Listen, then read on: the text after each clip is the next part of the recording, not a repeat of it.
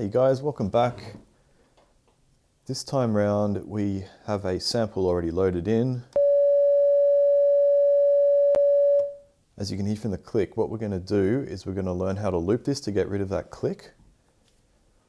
So this time round we're going to go into digital processing module, which is where I'm already at.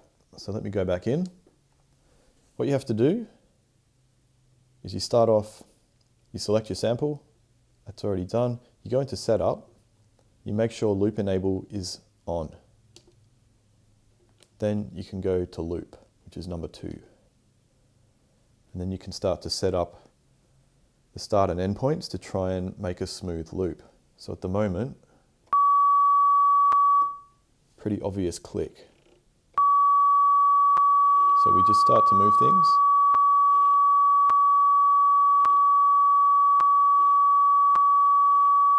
We're looking to reduce that clicking sound. It can take a while.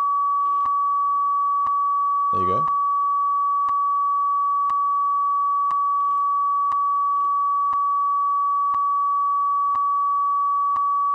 Okay, so we've got it a little bit lower there. We'll scroll up to the start point and we'll start to change that.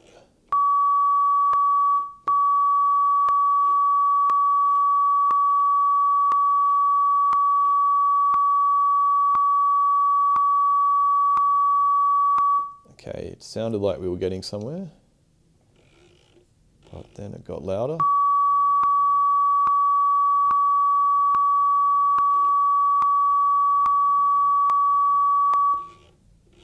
It can take a while.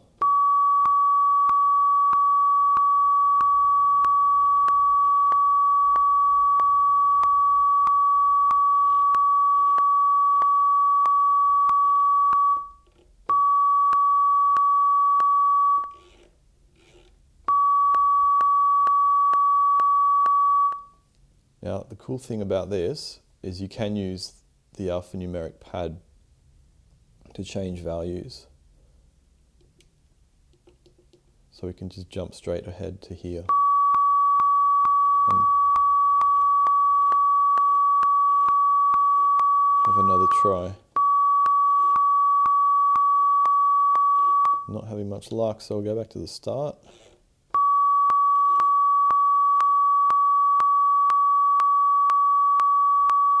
Okay, that thinned it out.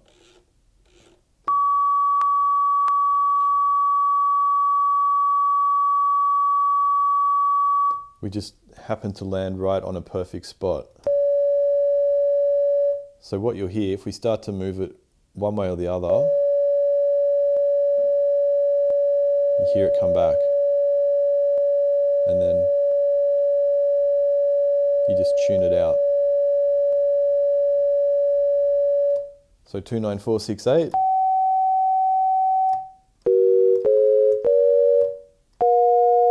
We've got a good loop point there. The next step is to hit enter. Auto-correlate, yes or no. So this will fine tune it. Sometimes if it's been really hard to get the loop point and you hit yes, it'll fine tune away your perfect loop point and bring back a slight click. So this time we're going to hit no. Then it will ask you, do you want to compress the loop?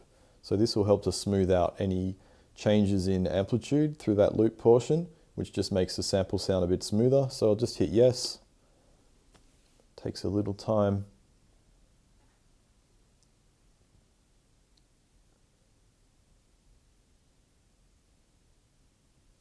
Scintillating viewing.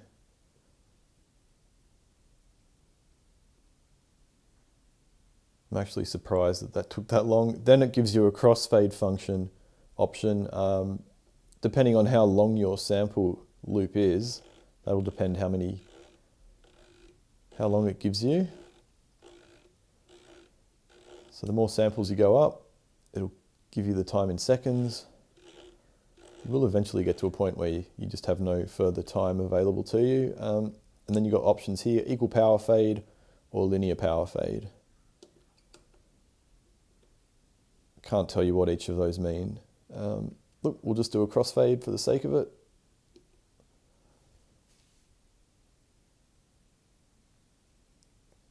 truncate after the loop. So this means if there's any sample data left after the loop portion, do you want to keep it or do you want to get rid of it? If you are a little bit short on sample memory, you'd probably truncate it. We're not going to. Select no. Okay. And there, you can hear from the processing we did, it's ruined the loop point.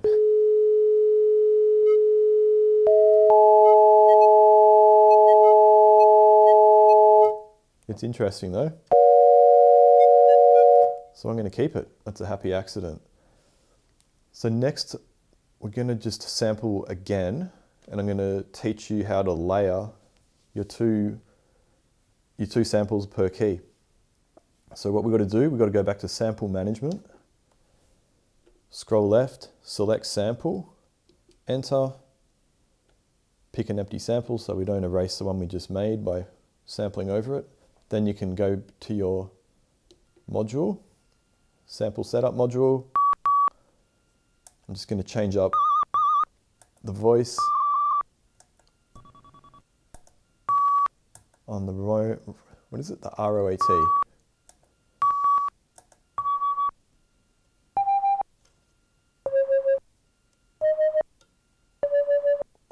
That's roughly an octave down. All right, we'll use that. Arm it using module 7. Done. Righto. Again, select the sample. We want number 2. Digital processing. Select sample, we've already done. Setup. Okay, this is where you've got to turn that loop on. And then we can scroll to the looping module, see what we've got. I'll use higher pitch, makes the loop point come around quicker. So you can hear we've got the same problem, so we'll just start searching.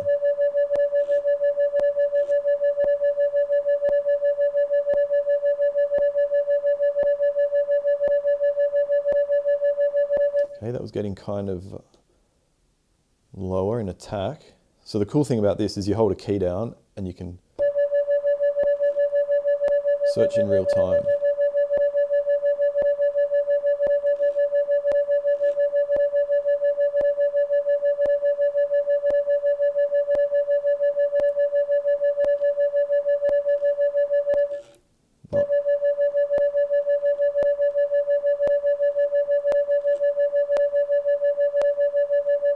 Not exactly pleasant to listen to, sorry.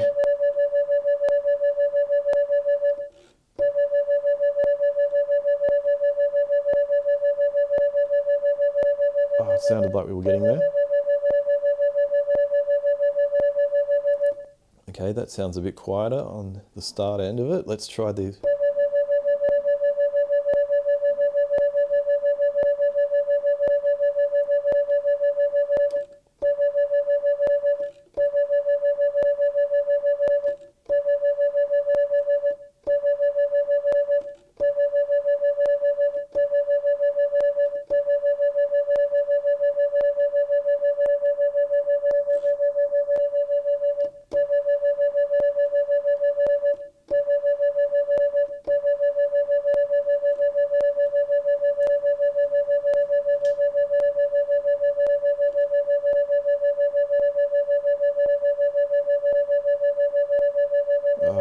Almost.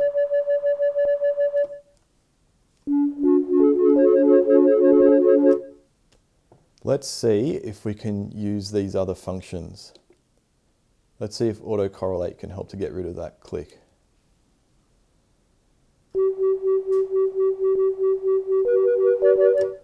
It helped a bit. You can keep doing it as many times as you need. Give it another go. Pretty good now. Okay. Hit enter, autocorrelate. No, we like what we've got. Then you can compress your loop. I'm not going to bother this time. I like the way that it's modulating there. So no. Then it gives you the crossfade option again. Oh, by the way, we can use this here, much quicker. 100, there we go, truncate after the loop, no.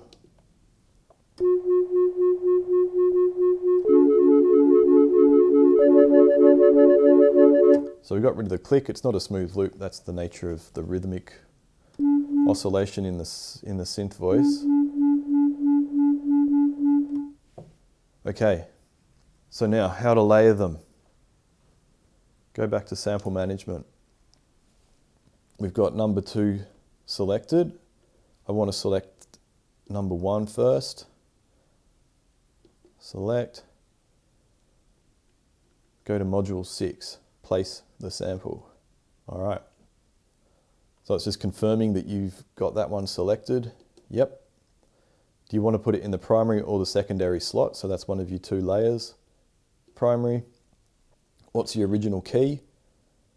So F sharp in the 3rd octave is where this sampler puts them for some reason when it samples. So you just say that's the original pitch. We want to spread it over the entire key range. So we're going to go A-1 to C7, enter. Overwrite the zone. So that's saying, do you want to overwrite the zone that it defaulted to when you first made the sample? Yes.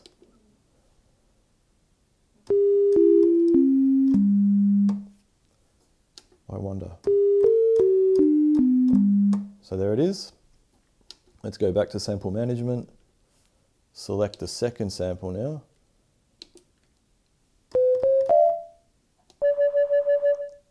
So we're dealing with that. Place number 2 in the secondary slot. Original pitch was F sharp 3, and we want to put it across the whole range. I think you can also hit the key. So I'm having to use this because I'm using a 2-octave controller keyboard. If you had the full 88 keys, you could just hit the lowest and the highest, and that will do it automatically, which will be much easier. All right.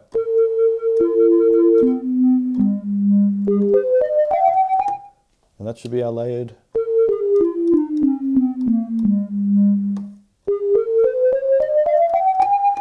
That's the sound.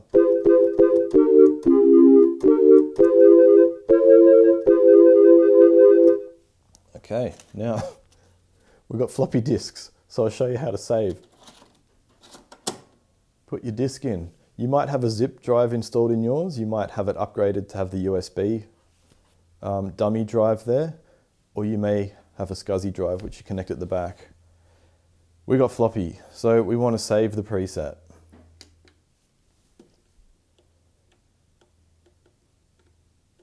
So it's not in the preset management. The reason for that is this unit stores everything at the level of a bank. And there's actually a dedicated button for it down here. Save bank to floppy drive. So if you've got other drives connected, you can scroll through here and pick them up. There's nothing else connected, so there's nothing to scroll through. Floppy drive, yes. Okay, it's telling you that you're going to need only 1 disk to store this. And then you select that you do want to save it to 1 disk. And there you go. The wonders of old technology. Takes a while. So that's that. Now you've got those samples saved as a bank in that zone, 2 layers deep, spread across the entire key range of a 88 key keyboard.